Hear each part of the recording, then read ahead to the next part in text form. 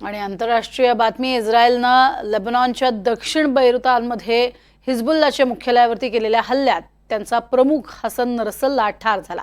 त्यामुळे एका मोठ्या दहशतवाद्याचा अंत झाल्याचं म्हटलं जात आहे। मात्र अद्यापही इथे चकमकी सुरूच आहेत। पश्चिम आशियातील वाढत्या तणावाबाबत पंतप्रधान नरेंद्र मोदींनी इस्रायलचे पंतप्रधान बेंजामिन नेतन्याहू यांच्याशी चर्चा केली आणि त्यांनी याबाबत एक्सवरती माहितीही दिली। पश्चिम आशियातील अलीकडील घडामोडींबद्दल पंतप्रधान बेंजामिन नेतन्याहू यांच्याशी बोललेत।